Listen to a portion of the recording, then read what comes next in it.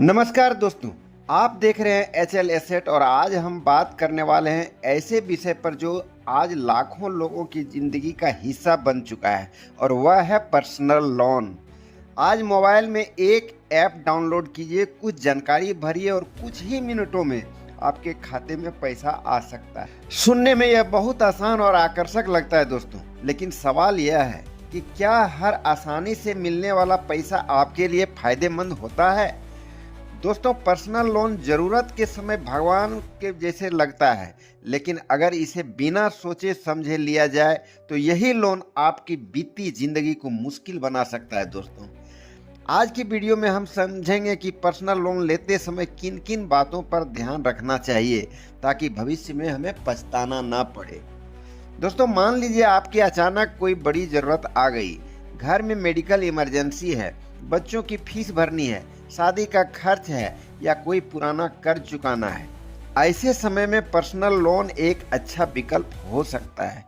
यही वजह है कि आज बैंक और फाइनेंस कंपनियां तेजी से पर्सनल लोन दे रही है। दोस्तों, वे आपकी सैलरी, नौकरी की अस्थिरता, बैंक खाते के लेन देन, क्रेडिट स्कोर को देखकर कुछ ही मिनटों में फैसला कर लेती है कि आपको कितना लोन दिया जा सकता है। लेकिन यहीं पर अधिकांश लोग एक बहुत बड़ी गलती कर देते हैं। उन्हें जितना लोन ऑफर किया जाता है वे उतना ही ले लेते हैं, लेकिन जबकि समझदारी इसमें है कि आप उतना ही लोन लें जितनी वास्तव में आपको जरूरत हो, क्योंकि याद रखिए, लोन की रकम जितनी बड़ी होगी आपकी EMI और कुल ब्याज भी उतना ही बड़ा होगा। दोस्तों, एक और बात जो लोग अक्सर नज़रअंदाज कर देते हैं वह है लोन की असली लागत। ज़्यादातर लोग सिर्फ ब्याज दर देखते हैं। उन्हें लगता है कि अगर ब्याज कम है तो लोन सस्ता है, लेकिन हकीकत थोड़ी अलग होती है। Processing fee, GST, late payment charge और कई अन्य शुल्क मिलाकर लोन की कुल लागत काफ़ी बढ़ सकती है। इसलिए किसी भी लोन पर हस्ताक्षर करने से पहले उसकी पूरी लागत समझना बहुत ज़रूरी है। दोस्तों, अब जरा EMI की बात करते हैं। लोन लेते समय EMI छोटी दिखाई देती है, लेकिन हर महीने उसी EMI को समय पर भरना असली जिम्मेदारी होती है। दोस्तों, अगर आपकी आय का बड़ा हिस्सा EMI में जाने लगे तो बाकी जरूरी खर्चों के लिए पैसा कम पड़ सकता है और फिर शुरू होता है तनाव, आर्थिक दबाव और कभी कभी नया कर्ज लेने का चक्र।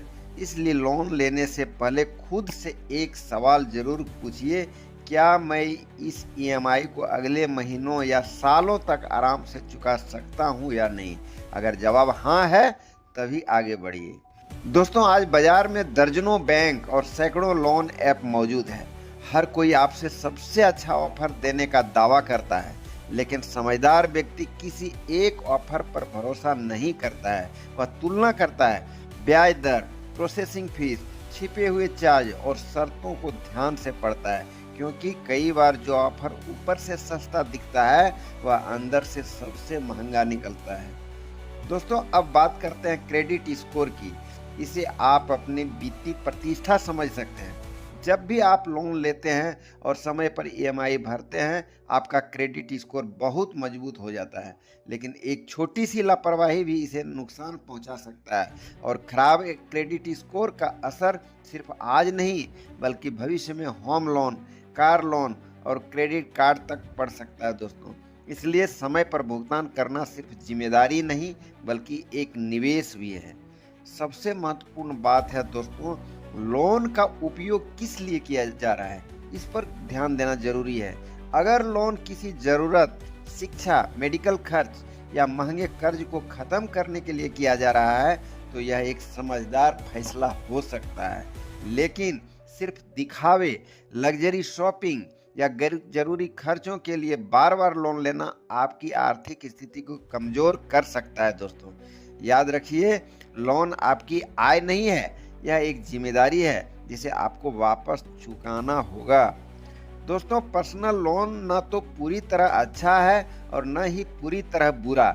यह एक वित्तीय उपकरण है। दोस्तों, अगर सही तरीके से इस्तेमाल किया जाए तो मुश्किल समय में सहारा बन सकता है, लेकिन अगर बिना योजना, बिना समझदारी के लिए लिया जाए तो यह कई सालों तक आर्थिक बोझ बन सकता है। इसलिए अगली बार जब भी आपको लोन का ऑफर मिले तो सिर्फ यह मत देखिए कि आपको कितना पैसा मिल सकता है, यह भी सोचिए कि आप उसे कितनी आसानी से वापस कर पाएंगे। दोस्तों, अगर आपको यह जानकारी पसंद आई है तो वीडियो को लाइक जरूर करें।